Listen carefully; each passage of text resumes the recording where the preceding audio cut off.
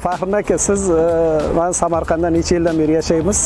Xabaringiz bormi yo'qmi? 2017-yilda Samarqandda tramvaylar yana yo'lga qo'yildi-da. Siz minib harakatlanib ko'rdingizmi yo'lovchi sifatida? Ha? Yaxshi, men ochiq avtobuslarga minib turaman. O'zim nimasiga ham tez-tez minib turaman, lekin tramvayga minmabman. Kecha esladimdagini sal uyalib ketdim. Bugun tramvayda demak Siyobdan mana hozir yo'lga chiqamiz va vokzal tomon yo'lga tushamiz. Tramvayda ketish qanaqa bo'ladi? Biz uchun Toshkentda minganmiz-da, ketdik.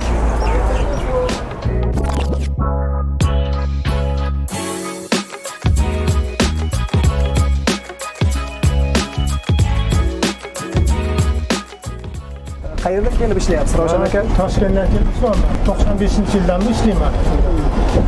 Toshkentda ham ishladim. Men adamlar ham tramvaychi bo'lganlar. Otakasi 95-yildan ishlab kelman. Samarqandga 2017-yil kelganman. 2017-yildan ishlab kelman. Ismim yaxshi ko'raman, sevaman. 20 kun ishlayman, uyga borib kelaman. 5 kun, 6 kun uyga borib kelaman. Yani kelgan ishlayman. 2 kun ishlayman, 1 kun dam olaman. Oylik vaqtni beryapti, yaxshi, shuncha ishlab yetmizmi? Oylik ham yaxshi.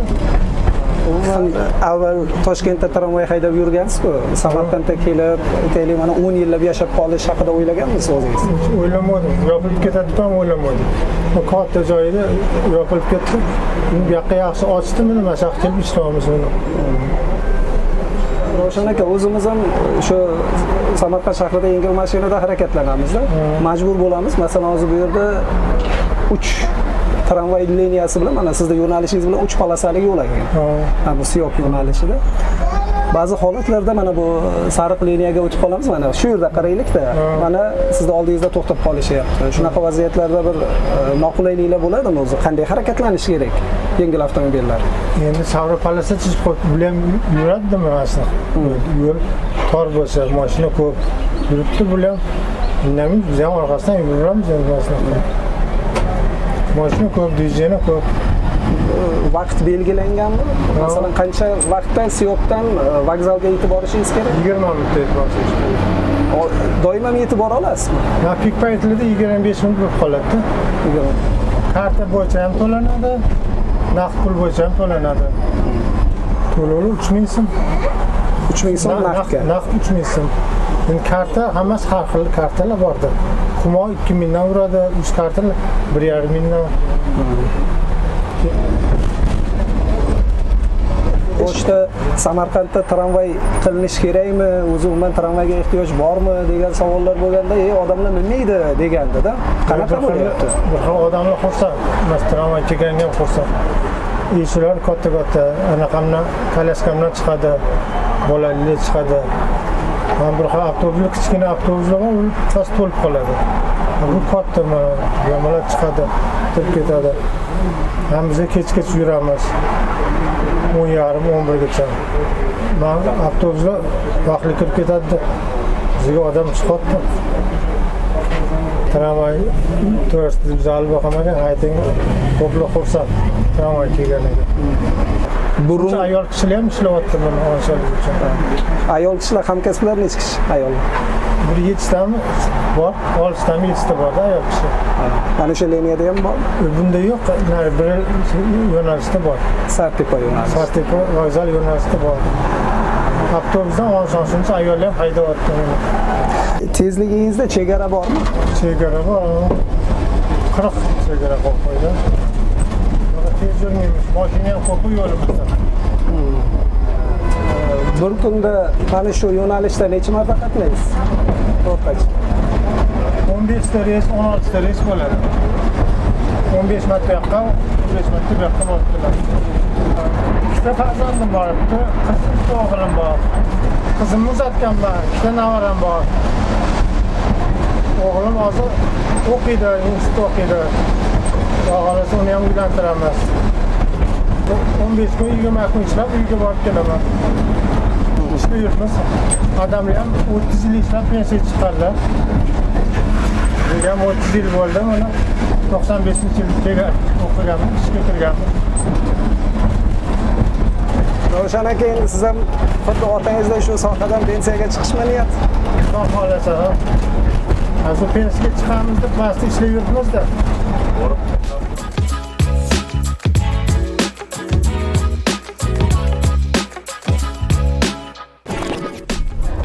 Otajon, qayerga boryapsiz endi? Men vokzalda she'riyapman. Vokzal. Takbirskidan o'tirdim vokzalga. Juda qulay, ekologически чисто, удобно. Menga juda ham ma'qul trolleybus. Agar har 5 minutda, 10 minutda как раньше yursa zo'r bo'lar edi. Har kuni foydalanasiz? Ha, har kuni foydalanaman. Faqat avtobuslar tiqilinch, studentlar ko'p, yosh bolalar ko'p, tiqilinch bo'ladi. Lekin bu yerda shunday yaxshi, удобно. Menga ma'qul. Taksidan hozir uncha foydalanmayman, masalan men.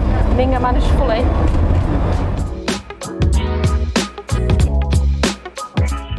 Assalomu alaykum. Men Samarqand davlat chet tillari institutida 4-kurs talabasiman.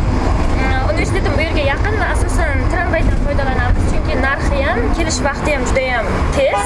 Asosan biz kartadan foydalanamiz, chunki kartadan to'lasa 2000 so'm arzonroq narxdan ko'ra. Qulay va oson. Asosan kelish vaqtlari men odatda 10 daqiqalar kutaman agar bunaqa qiladigan bo'lsam. Talabaga eng muhimi o'zi cho'ntakbob bo'lishida. Ha, qulay va cho'ntakbob, lekin eng yaxshisi menimcha tramvay. Chunki ham erkinroq ketadi avtobusga qaraganda.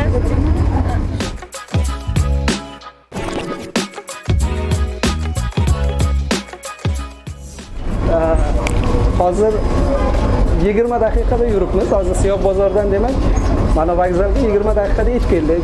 Kayfiyatimiz buzilmadi, asabimiz buzilmadi. Endi mana to'lov qilamiz. Mana Faxrin aka, men sizga ham to'layapman. Sizga ham to'layapman. Keyingi safar siz menga to'laysiz. Mana. Bo'ldi, keyingi safar to'laymiz. Keyingi safar siz to'laysiz. Juda mazza qilib yetib keldik. Juda mazza qilib keldik. Qaytib berasizmi? Ha, qaytarib beramiz. Yo'q, sdachi bering, qaytarib bermang, sdachi bering. Yo'q, albatta sdachi berasiz. Endi biz shuncha arzon qilib qo'ysangiz, yana biz uni bermay ketsak uyat bo'ladi, to'g'rimi? To'g'ri. Mana qarang, biz qaytimni ham oldik. Ravshan aka, katta rahmat sizga. Sog' bo'ling. Yo'lingiz bexatar bo'lsin. Rahmat. Toshkentdan keldik-ku, tramvayga chiqamiz. Qarang, to'xtang. Tramvayga chiqamiz deb Toshkentdan keldim deyaptilar. Yoniqmi bu? Toshkentdanmi siz? Yoshlik paytlarda foydalanganmiz, o'sha keyin olib tashladi-yu, Yunusobod Sharsanskiyda biz. Toshkentliklar sog'inishadimi tramvayda hozir ham? Ha. Nimasi qulay edi asosan? Endi yurishi baribir endi bu tramvay kerak deb o'ylayman. Oilangiz bilan Samarqandga keldingiz. Yo, o'zi Samarqandlikmisiz asli? Yo'q, Toshkent. Qanday bo'lyapti Samarqand? Yoqayaptimi? Yaxshi. Ancha o'zgarishlar katta. Katta rahmat.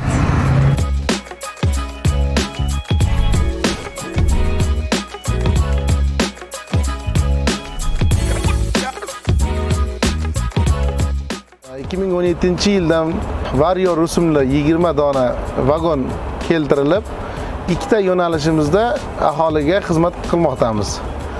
Hozirgi kunda ikkita yo'nalishimizda bir kunda 9,5 ming 10 mingta yo'lovchiga xizmat ko'rsatyapmiz.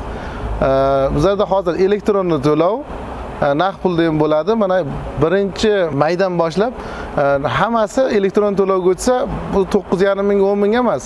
Yana bundan ko'proq yo'lovchi tashishga xizmat qilamiz. Agar tramvay haydaymiz, tramvaylarda faoliyat ko'rsatamiz desa, o'zimizni korxonamizda tramvay haydashga pravo beryapmiz. 3 oyda o'qib, o'zimiz korxonamizda shu yerda vajina qilib, tramvayni haydattirib, birdan ishga olamiz. Yana ish o'rinlarini yaratamiz. Kelgusida mana Kimyogarlar qo'rg'oni temir yo'l vokzaliga yangi yo'nalish rejalashtirilgan. Unga ham kelgusida 14 ta yangi vagon olishi amalga oshiriladi.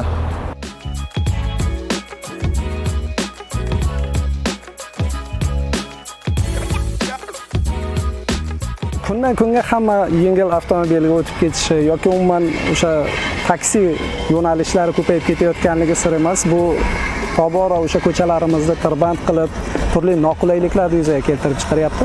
Hozir mana tramvaydan foydalanib ko'rdik. Masalan, bir necha daqiqada biz istagan o'sha Siyob bozoridan o'tirdik va mana vokzalga yetib kelyapmiz-da. nima demoqchiman, o'sha jamoat transportlarini o'sha harakatlanishini to'g'ri yo'lga qo'ysak, demak biz ko'proq bulardan foydalanamiz.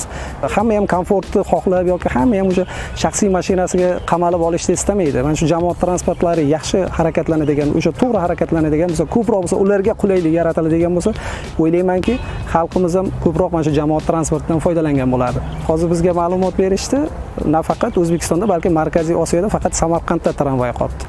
Buni kamaytirish yoki umuman mana hozir harakatlanish o'sha yo'nalishlar haqida kamayish kuzatildi deyapti-da bir o'sha yo'lovchilardan biri.